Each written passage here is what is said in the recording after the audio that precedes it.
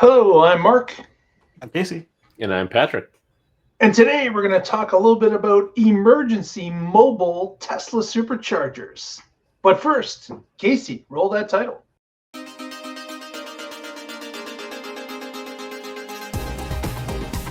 You're watching the Tesla Life Express! Hey everyone, thanks for joining us this week. Wanted to talk a little bit about Tesla emergency mobile superchargers. No, MrSupercharger.com. But you have MrEmergencySupercharger.com? I do not. That's another URL that Casey needs to lock up. Well, I can't do that one right now because I spent the last of my URL budget for the month on baby number 2.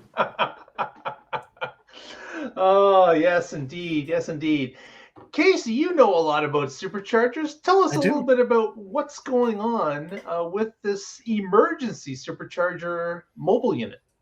So Tesla has a history of dealing with emergency situations for their charging. So they started out with on the Model S 60 and 40, they would unlock extra range so you could evacuate an evacuation zone. And then they started putting out these mobile, or actually, I don't know if they started with a mobile, or they started with temporary palletized chargers. So they dropped some chargers that were basically on a ski and plugged them in. And then we started to see these trailers with mega packs on them. Oh, not mega packs, power packs. The older, smaller ones. And all around the power pack, you would have the V1 supercharger. We probably would have been V2 back then, but we had superchargers. And then time progressed, we started to see the original mega pack. And with the original mega pack, we would see these urban superchargers all around. Like, Mark's got a picture here. And it would look like little piglets up to suckle. And and so everybody could plug in and charge their Teslas and be about their way. Sometimes these things were not backed by anything, and so they would just switch out the trailers, or they would run a generator to them. Or if it was a situation where they were hooked up but they didn't want a permanent install there, they would just plug it in and they would charge at a lower rate and output at a faster rate, because that's what big batteries allow you to do. And it allowed folks to handle like large events, evacuations, fires. These things have been on several times, and at least one of them has caught fire when it was just sitting there, nobody's using it. And we thought, oh, they might change stuff. But we saw a glimpse of one with the V4 pedestals, and that one has not been spotted during all of this. At least nobody's taken a picture of it that we've noticed. And this one here in the picture, the article that made it interesting is while these are the urban superchargers, which are normally limited to 72 kilowatts, an urban supercharger guts really is the same as a regular V2 supercharger. So it can do 150 kilowatts, but it won't if it's not at a service center. And even then, it'd probably still do about 72 kilowatts. But these ones, people have logged their cars doing 125 kilowatts on them. And really, because it's just like the home chargers, they're just fancy extension cables with a surge strip sort of situation. That's all these are to the mega pack. And so the cable can handle 150 already, 125, no problem. I thought that was pretty neat. Yeah, this photo is taken at the Madonna Inn, and it was I think this was one of the Thanksgiving runs where they would when they ran into a holiday that was before the superchargers were more robust in the area. They would roll this trailer into the Madonna Inn and give everyone another 8 or so superchargers to use through this mobile unit and a mega pack strapped to the back of a flatbed trailer. There you go. And the palletized chargers, they were always 3s, and sometimes they would be urbans, and sometimes they would be V2s, but they would never actually have 3 working. The reason they had 3 was just so they could set the pallet down and not have to worry too much about the logistics. And they would just turn on the 2. So you'd have A, B, and C, but only A and B or A and C or B and C would work. Right. Yeah. So this is kind of interesting that this story came up again because, of course, the Florida 1-2 punch. The Florida being such a magnet for hurricanes. Yes. Tesla said that they were going to roll their mobile unit into place just outside, obviously, the hurricane zone, but to be able to drop it off if the need should arise. Now, the second hurricane has rolled through at this point, Florida, and there's been no mention media-wise as to whether or not the flatbed trailer has been put to use or it was needed. I was watching some weather trackers, obviously Tesla fans, watching the hurricane flow through and keeping an eye on the uptime of the superchargers within the hurricane's path, and they were faring pretty well. We're not going down. The path of the hurricane over those particular superchargers was not affecting them as far as the uptime shown on the apps was concerned. They were still available as far as like if you plugged in somehow it would work. Whether or not you could get there, whole nother story. Yeah. Now, obviously, if you're in the midst of a hurricane, you're probably not looking for a supercharger to pick up your charge because your car may blow away anyways. But it's certainly before the hurricane hit and after. is what is more obviously used as people are either running from it or are starting to head back to their origin point, their home. But what's interesting about this to me is that despite the Florida officials being anti-climate change, not really pro-EV, when we were discussing the evacuation plans and there were a couple parts of the IRA about that the states had to submit, and Florida's emergency plan was pretty robust. They had at the rest areas and other sites along the evacuation routes, they had I don't know if they actually put stuff in place, but they had provisions for plugging in not the battery version of this, but just the non-battery of this for Tesla and for other folks. Tesla obviously could put the battery on it and get better charging. They also had a number of they had a mile marker that they wanted between plugins, like for temporary sites or just right there on the spot. It was just very robust. They included the EVs. They included I don't know if they did the propane, but they talked about propane. It was quite comprehensive compared to what they tell their people, and I was impressed that they did that. For me, the cool part about this is that Tesla is being responsive to their owners' needs, and people are evacuating these areas, so they're making supercharging free in some cases. And then they have these trailers that they initially this was for like holidays and high travel times, so that's when they were using it to supplement the network. Like, well, here we have a time that you absolutely have to supplement the network, and they have that availability of these trucks to do just exactly that, because they had thought of it for one case and they're like, well, hey, let's just reuse it for this other case. I don't know of any other charging network that does anything like this, but as EVs become more popular, if you're dependent on some other charging network and they don't supplement it, then you're just going to be waiting in a long line while you're trying to evacuate. That sounds like a dangerous situation to me. Yeah. And then they also have provisions for this when they rolled out the V3s, the V3 cabinets. They have the DC power share link where they can ferry power back and forth. So if you have a bank of superchargers, like this would be number 6, and one of them's not running all the way, then it could help to charge that megapack or through its own supercharger or any number of combinations with that, but not just supplementing existing sites. Say a site is inaccessible, they can go ahead and they can just deploy the trailer down by itself. Same way they used to do the skidded based ones, but because it's got a battery, you don't have to wait for everything to get hooked up for it to happen. So that's pretty cool. That is pretty cool. Yeah, I don't know how many of the trailers they actually have. The article did. You think there's 3, Casey? I think there's 2 or 3 at the minimum. There's probably more than that. Okay, but you're right, Patrick. Preparing for this, putting out a few of those trailers, getting them in position to be in a place where you can anticipate the need is going to be the greatest. that's some great planning to start with. Now, obviously, they're not going to hit the bullseye 100% of the time. You are going to find out that maybe there is a charger's infrastructure doesn't quite work, and you're not expecting it to go down, and that type of thing is going to happen.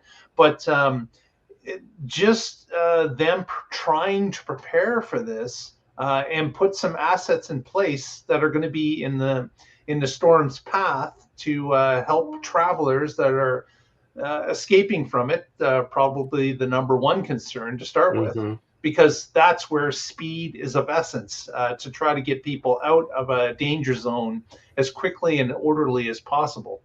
But I could definitely see that this type of thing could grow. And as Patrick mentioned, yeah, there's no other charging company that's doing anything like this. Like there's like having the ability to maybe build a backup plan with mobile emergency chargers is just in nobody else's wheelhouse at all. There are some companies that Kyle Connor has showed us that have like either diesel generators or hydrogen. Run it backwards. That have like 1 or 2 CCS chargers on them, but they're not like this, and they cannot handle this kind of volume. And then you got to get them fuel because they're not battery based. They're combustion. Right. I can imagine. You look at Electrify America and some others. Oh, they probably don't have one. That have extreme issues when it comes to just their normal maintenance and uptime. I can't imagine the frustration of owning a vehicle that relies on those to leave a potential disaster zone. I just I would not want to be reliant upon one of those groups to try to get out of a disaster area even a week in advance, because I'm wondering what kind of flood of activity they're going to have to try to handle the amount of people that are leaving all at the same time. Question, now that you said that, I was thinking, it's like I was going to say, oh, well, it's a good thing everybody moved to NACS. Are these charge your non-Tesla superchargers, or would they be if they have a grid backing? I imagine if it's battery only, they're not going to share. But at the same time, though, it's in the middle of a disaster. Would you give your neighbor a cup of sugar? Probably, yeah. So yeah. I wonder if I guess we'll find out next year. They would allow Ford or anybody else to just plug into this mobile unit. It would be the right thing to do. It would be. Yeah. I agree. Charge my non-Tesla. All right, submit a testimonial first. But this is interesting, and I hope it expands. I hope they look at this. But the supercharger network is obviously expanding, but having like a reaction team that could go to these points of potential disaster and actually prepare ahead of time. I know that we've talked on this show even off air about how these disasters are becoming more and more common. I don't know what you're talking about, Mark. This is the last hurricane. There's never going to be another wildfire or a flood or a hurricane. We're done with them now, right? Didn't they take his hand off the space laser hurricane button? Since we control the weather, we can. Yeah, if you control the weather, as soon as the election cycle's over, then everything goes back to normal, right? Is that how this works? Totally. That's exactly how it works. Yes. So that cut me off on a tangent. I was like, how much does even cloud seeding affect things? And they're like, it's not even worth the effort to cloud seed most of the time. I was like, oh, well, then it's just that. So having a team like this that's maybe in a couple of different districts that are prone to these type of disasters. These must live at the local service center for each region, and then obviously if they need more of them, they say, hey, Portland, we need to borrow yours. Have it ready. Yeah, get all the cars out of the way because service never has space for parking. They have all the cars out of the way, and Tesla semi comes by and takes it out of the way. But having 3 or 4 or 5 of these things sitting in different regions of the country, so they can respond to the southeast or the central or Hurricane Alley up in Michigan. If they have that ability, that would be great to add to what they're doing with adding to superchargers. Anyways, this emergency team could be at the ready, and it's nothing but great PR for Tesla. Like it's a win for them. Yes, there's some cost to it, and you've got the man hours and of course the storage, making sure the equipment is in top shape and ready to go. But man, I think this could be a huge win for Tesla, just in the public's eyes. Well, yeah, PR aside, it's just the right thing to do for people who are relying on, that's their car and that's what they're using to evacuate. It could save lives. They can. Yeah. The reason I suggested stashing them at the service centers is because it seems that's what they do. Like if you guys remember the mobile showroom, it actually lived at my local service center for quite a while after they stopped using it after one of the company shakeups. And I was like, hey, can we buy that off of you? Make a food truck out of it. And they said, oh no, the new person just got here. She wants it.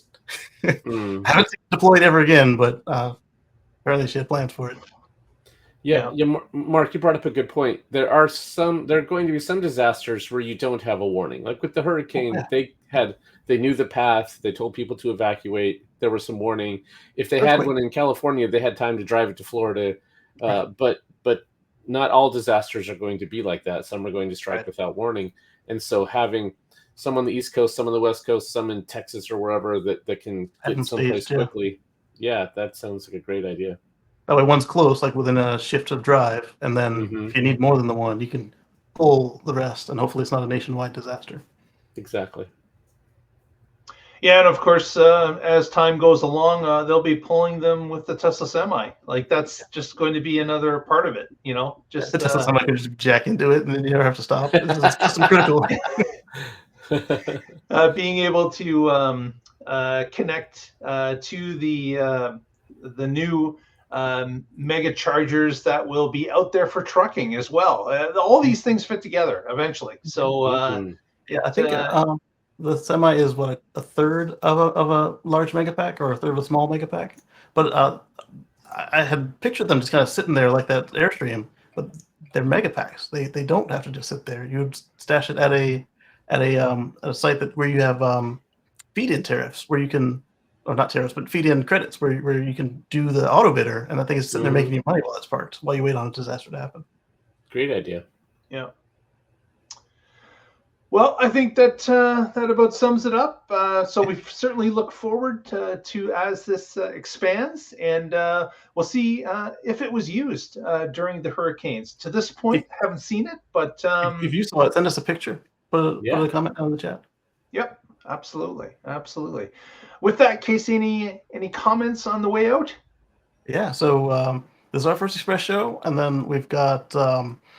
On Monday, we've got another Express show, and on Sunday, we've got my show for Let's Chat with Casey and Friends. So check us out at youtube.com/Casey Green, and we'll see you there. Patrick, what organization do you represent? I am with the Oregon Electric Vehicle Association. You can find us at oeva.org and a blog occasionally at carswithcords.net, where I write about my future free from fossil fuels. Thank you. Perfect. We'll catch you all again soon and find out what's happening in the Tesla life.